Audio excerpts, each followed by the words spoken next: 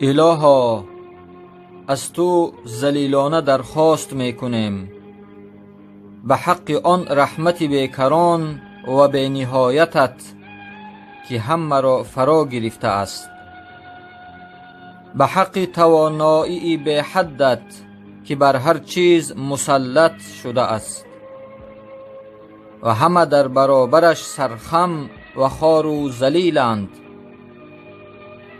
و به حق بزرگی و مقام جبروتت که همه قدرتها در برابرش مغلوبند، به حق عزت و اقتدارت که هر توانای از مقاومتش عاجز است، به حق عظمت و بزرگواریت که بر تمام نیروهای عالم برتری دارد، به حق آن ذات پاکت که پس از فنا و نابودی همه موجودات باقی است، به حق نامهای مبارکت که در همه پهنای عالم هستی تجلی یافته است، به حق علم بی پایانت که بر تمام عالم احاطه دارد، و به حق نور ذاتت که همه عالم را روشن ساخته است.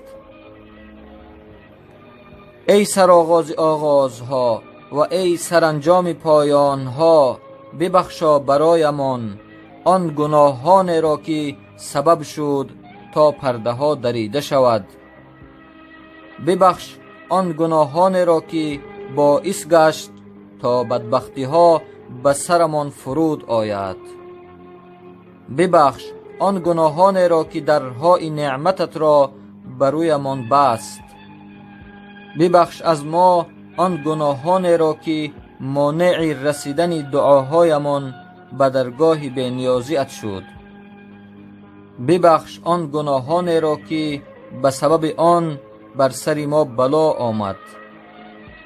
الها، هر گناهی که دست به انجام آن زده ایم و هر خطایی که از ما سر زده است همه را ببخش و بیامرز. الها، ما به یاد تو به سویت نزدیک می شویم و تنها خودت را واسطه برای رسیدن به سویت قرار می دهیم.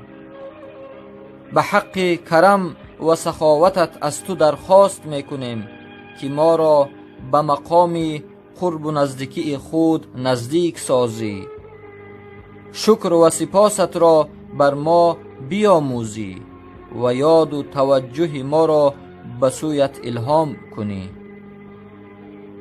الها، از تو ذلیلانه با سر خم و با زبونی درخواست میکنیم که بر ما آسان بگیر، سخت نگیر. بر حالمان رحم کن، ما را به سرنوشتی که برایمان رقم زده ای خوشنود، راضی و قانع سازی و در هر حال ما را خاکسار و فروتن و غالب بر دشمن قرار بدهی. الها، ما از تو همانند گدای درخواست میکنیم که در فقیری و بیچارگی سخت قرار گرفته است و تنها به درگاه تو عرض حاجت میکند و شوق و اشتیاقش تنها روانه به سوی نعمتهای بی پایان است که در نزد تو قرار دارد. الها، پادشاهی و سلطنت تو بسیار با عظمت است، مقامت بس بلند است، تدبیرت در اداره کارها برای ما پنهان، امرت در جهان هویدا است، قهرت بر همه غالب و قدرتت نافذ است. کسی از قلمرو حکومتت فرار نتواند کرد. الها، بغیر از خودت کسی را که گناهانمان را ببخشد، بر کردارهای زشتمان پرده پوشد و کارهای بدمان را به عملهای نیک تبدیل نماید نمیابیم. الها، جز تو اله نیست، پاک از هر عیب و نقصانی، همه ای ستایش ها از برای توست. الها، با گناه کردن به خودمان ستم کردیم، به نادانی خود به تو جرأت نمودیم. الها خاطرمان آسوده به این است که همیشه ما را یاد کردی و بر ما لطف و احسان نمودی. الها مولای ما، چه بسیار بود کارهای زشتمان که از دید دیگران پوشانیدی، چه بسیار بلاهای سخت بود که از سرمان برداشتی، چه بسیار لغزش‌های بود که از آنها ما را نگه داشتی، چه بسیار عملهای ناپسند بود که از ما دور کردی و چه بسیار است ستایش‌های نیکو که ما لایق آن نیستیم، ولی تو آنها را برای ما بر زبانهای مردم منتشر ساختی. الها غم بزرگ در دل داریم، حال بسیار ناخوش، عملهای نارسا، زنجیرهای علاقه با دنیای فانی ما را در بند خود کشیده است. آرزوهای دور و دراز دنیایی از هر سود و فایده ای که به حالمان برسانیم ما را باز داشته است. دنیا به نیرنگهایش و نفس سرکش به جنایتهایش ما را فریب دادند. ای الهی بزرگ و ای سرور ما، به عزت و اقتدارت قسم که مبادا عمل بد و کردار زشت ما دعای ما را از قبول شدنش به درگاهت منع کند. الها به سبب آن زشتی‌های پنهانی که انجام دادیم که تنها تو از آنها خبر داری، ما را رسوا مکن و به علت عملهای بد و ناشایسته که در خلوت بجا آورده ایم و به سبب کوتاهی، نادانی، زیادی غفلت و خواسته های نفسانیمان که از خود نشان دادیم، زود ما را به جزا و عقوبت مگیر. الها به عزت و اقتدارت قسم که با ما در همه حال و در تمام کارها مهربانی کنی. الها پروردگار من، به غیر تو ما کی را داریم که تا از او درخواست کنیم؟ کی رنج و اندوهمان را برطرف می سازد و در کارهایمان نظری لطف و مرحمت می نماید؟ الها مولای ما، تو بر ما حکم و دستور مقرر فرمودی و ما در آن با پیروی از هوا و هوس نفس تو را نافرمانی کردیم و خود را از وسوسه دشمن و وسوسه نفس سرکش و شیطان که گناهان را در نظرمان زیبا جلوه داده فریبمان داد خود را حفظ نکردیم و قضای آسمانی نیز مساعدت کرد تا آنکه ما در این رفتار و بعض حد و حدودت قدم بیرون نهادیم و در بعض فرمانهایت راه مخالفت پیمودیم. در هر کاری که گذشت قضای تو بوده است و آزمایش و امتحانت ما را پایبند به آن کرده. با این حال و پس از کوتاهی و ستم بر نفس خود، الها عذرخواهان، پشیمان، شکست دل، با درخواست گذشت و بخشش تو توبه کنان و با زاری و تولا و با اعتراف بر گناهان خود باز به درگاهت رو آوردیم. جای گریز نداریم که از کرده هایمان به آن پناه ببریم. فقط یک راه و آن این که تو باز عذرمان بپذیری و ما را در پناه رحمت بی پایانت داخل کنی. الها عذرمان بپذیر، بر این حال پریشانمان رحم کن و از بند گناهانمان برهان. پروردگار من، بر تن ضعیف، پوست نازک و استخوان بی طاقتمان رحم کن. ای الله که ما را آفریدی، یادمان کردی، فراموشمان نکردی، به نیکی پرورشمان دادی و غذایمان عطا نمودی. اینک به همان کرم و لطف و احسانی که از این پیش به ما داشتی گناهانمان را برایمان ببخش. ای الهی ما، ای سرور ما، ای پادشاهی آسمان ها و زمین، ای مولای ما، آیا باور کنم که ما را در آتش می سوزانی حال آنکه به توحید و یگانگی ات گرویده ایم؟ دلمان به نور معرفتت روشن گردیده است، زبانمان به یادت گویا شده است، در باطنمان محبتت استوار گردیده و بعد از آنکه صادقانه و سرخمانه به مقام پروردگاریت اعتراف کرده ایم، یا الله، از تو این کار دور است. تو گرامیتر از آن هستی که خود پرورش داده ات را از نظر بیندازی، یا کسی را که به خود نزدیک کرده ای دور کنی، یا شخصی را که جا داده ای از درگهت برانی، یا کسی را که نگه داشته ای و مورد مهربانیت قرار داده ای به دست بلا و دشمن بسپاری. در ذات تو این ناممکن است.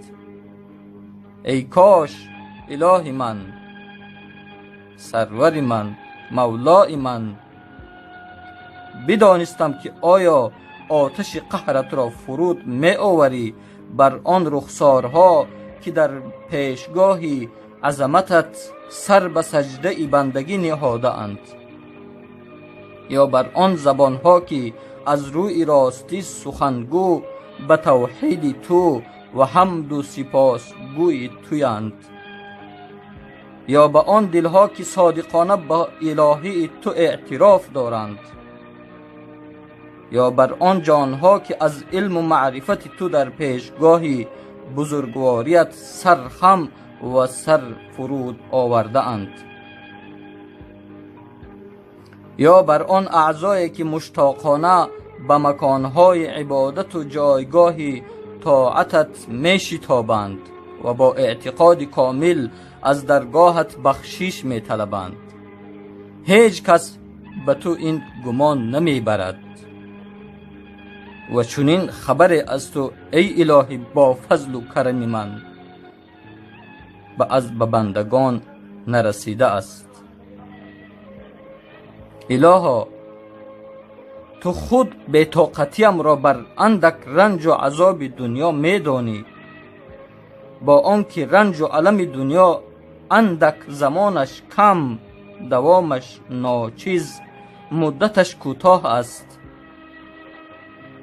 آنگاه من چگونه طاقت آرم و عذاب عالم آخرت و دردهای سخت آن را چگونه تحمل کنم که مدت آن عذاب طولانی است، زیست در آن همیشگی و هیچ بر اهل عذاب در آنجا آسانی نیست، چون عذاب برخواسته از قهر و غضب و انتقام توست و بر دشمنان توست و بر ظالمین و بر فاجرین و منافقین است و هیچ کس از اهل آسمان ها و زمین تاب و طاقت آن را ندارد. پس ای سرورم، ای اله من بنده ناتوان، خوار و ذلیل، حقیر، فقیر و درمانده ای تو چگونه تاب آن عذاب دارم؟ اله من، پروردگار من، سرور و مولای من، از کدامین سختی های روزگارم به سویت شکایت ببرم و از کدام یک به درگاهت بنالم و گریه کنم؟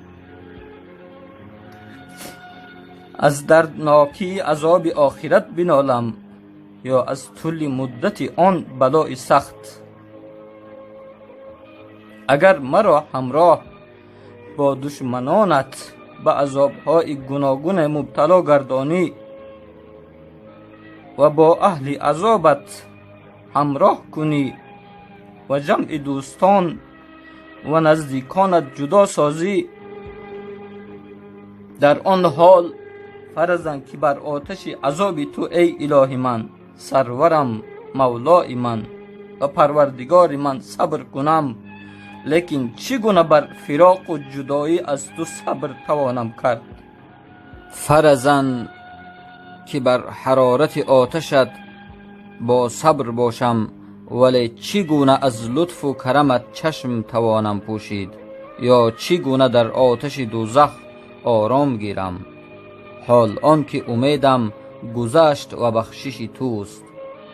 به عزت و اقتدارت ای سرور من قسم، که اگر مرا با زبان گویا در دوزخ گذاری، من در میان دوزخیان مانند دادخواهان ناله میزنم و مانند زاری کنندگان بس فریاد به سویت بلند میکنم و مانند عزیز گم کردگان داد و فریاد میزنم و به صدای بلند تو را میخوانم که ای یاور اهل ایمان، ای آن ذاتی که آرزوی آخرین اهل توحید و عرفان هستی، ای فریاد رسی بینوایان و ای دوست داشته دلهای راستگویان، ای اله یکتا، ای اله پاک و ای ذاتی که تمام سپاسها از برای توست.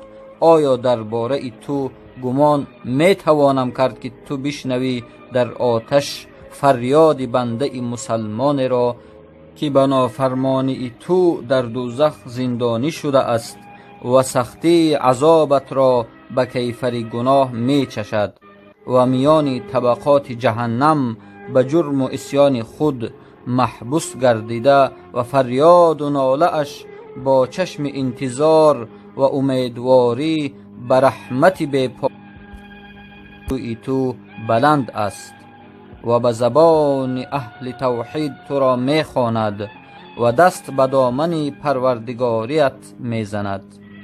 باز چگونه در آتش عذاب خواهد ماند در صورتی که به حلیمی پیشینه تو چشم دوخته؟ یا چگونه آتش به او عذاب رساند و حال آن که به فضل و کرمت امیدوار است؟ یا چگونه شراره های آتش او را بسوزاند با آنکه تو الهی کریمی و ناله اش را می شنوی؟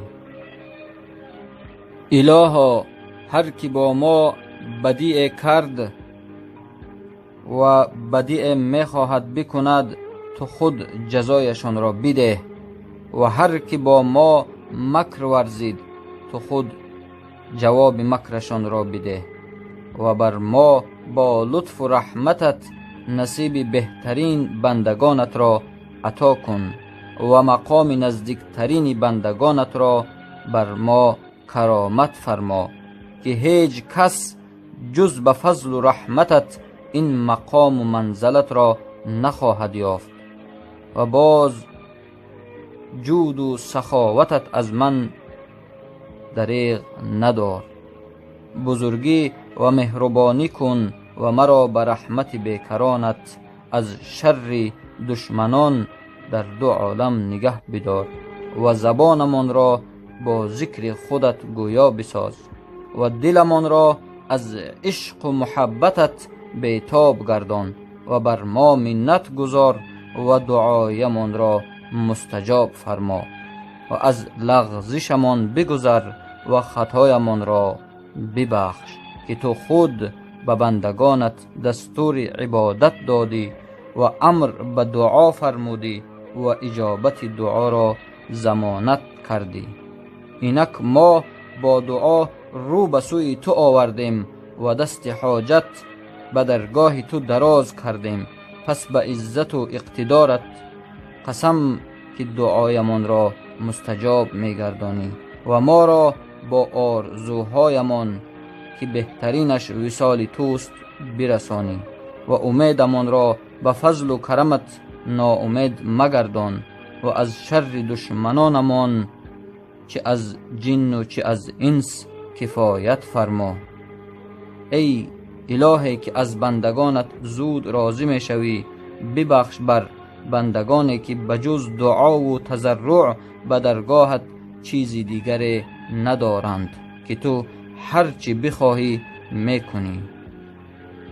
صلی الله علی خیر خلقه محمد و آله و اصحابه اجمعین.